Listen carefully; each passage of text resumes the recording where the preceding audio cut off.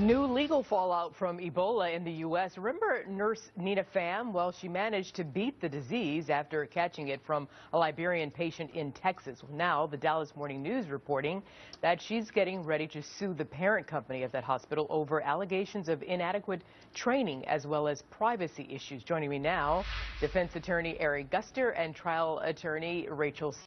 Good to see both of you. Good to be here. Absolutely. You know what, Eric? I'm going to start with you, Eric, because I want you to tell me your reaction when you first heard that Ms. Pham was going to be suing, and tell me if you think she can win. I was not shocked because Texas Presbyterian sent their nurses into a healthcare minefield and said, fend for yourself, good luck. They had a duty to protect their nurses, to train them from this Ebola outbreak because they knew that it was going to happen eventually, and they had a duty to protect them, and they simply did not. So I believe that she has a very strong case to hold them liable for their lack of preparation and their lack of knowledge.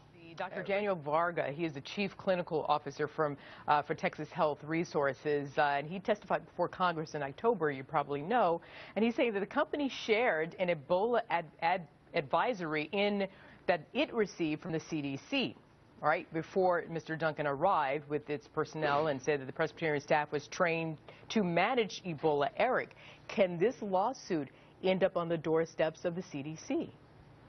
I don't believe this will end up on the doorsteps of the CDC because Texas Presbyterian, that was her employer, and they had the duty to protect their employees just like any corporation.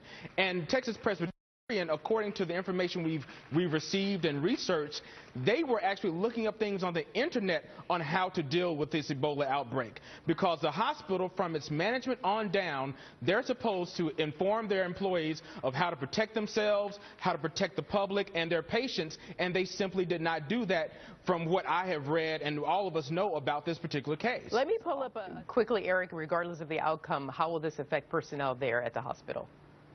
Everyone will be protected from any type of outbreak like this in the future, because hospitals will make sure that if something like this happens again, that orders will come from the top on how to contain it and how to protect their staff. And she also has a HIPAA violation pending as well, because there was film of her in the hospital where they put that out in the public domain. And that's where she's claiming that her privacy was violated. I do have to go, though, Eric, because I'm tight on time. But Eric Guster and Rachel Self, thank you very much, and we will talk to you again.